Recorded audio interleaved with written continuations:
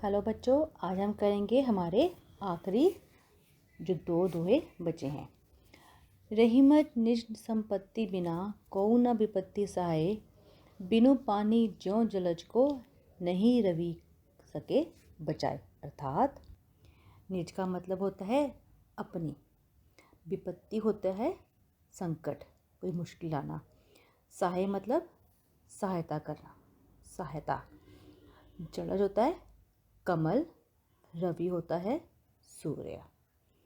इसमें रहीम जी कहते हैं कि रहीमज निज संपत्ति बिना कोउ न विपत्ति सहाय, अर्थात बिना संपत्ति के किसी भी विपत्ति का सामना नहीं किया जा सकता।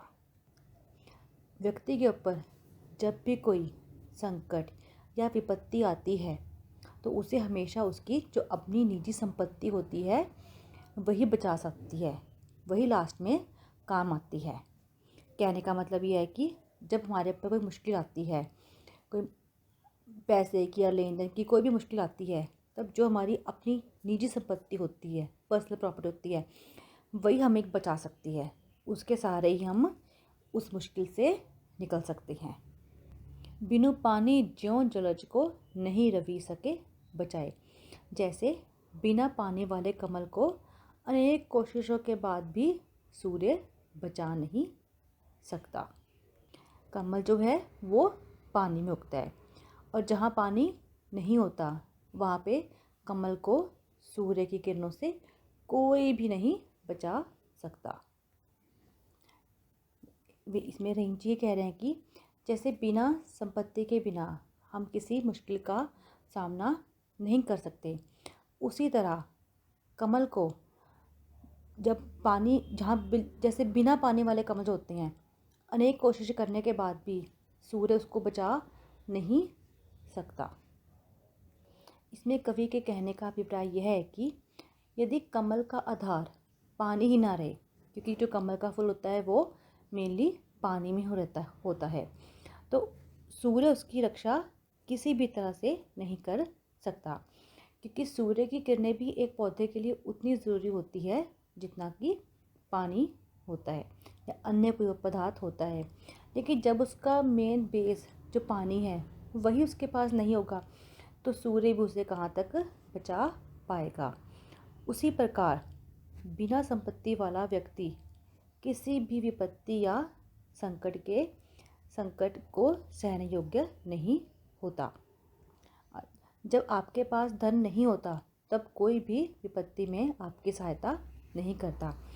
कहने का अभिप्राय इसमें रहीम जी का यह है कि जब इंसान मुश्किल में होता है तब उसे जो उसकी निजी संपत्ति होती है, जो उसने जमा पूंजी बचा के रखी होती है, वही लास्ट में उसके काम आती है। उसे उस संकट से उसकी अपनी ही संपत्ति या अपना धन कुछ भी है वही बचा सकता है। मुश्किल में कोई भी किसी की सहायता नहीं करता। जैसे जब तक कमल के पास अपना पानी नहीं होगा तब कोई भी कितनी मर्जी कोशिश कर ले, चाहे सूर्य भी जितनी मर्जी कोशिश कर ले, उस कमल को कोई नहीं बचा सकता। इसी तरह किसी भी संकट में फंसे व्यक्ति को केवल और सिर्फ केवल उसकी अपनी ही संपत्ति बचा सकती है और कोई भी उसकी संपत्ति में सहायता नहीं करता। हमारा अगला दोहा, रहीमन पानी राखिए बिन पानी सब सोन, पानी गए न उबरे मोती मानुष चुन। पानी का मतलब होता है जल, आपको पता ही होगा। सून मतलब सोना, मानुष मतलब मनुष्य, चून मतलब आटा, उबरे मतलब उबरना। इस दोहे में रहीम जी कह रहे हैं कि रहीमन पानी राखिए बिन पानी सब सून। रहीम जी इसमें कहते हैं कि पानी का अत्यधिक महत्व है।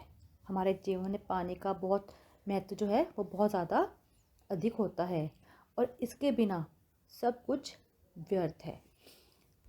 पानी गए न उबरे मोती मानुष चुन। कवि ने यहाँ पर पानी शब्द का जो प्रयोग है वो 3 संदर्भों में किया है, जैसे मोती, मानुष और चुन।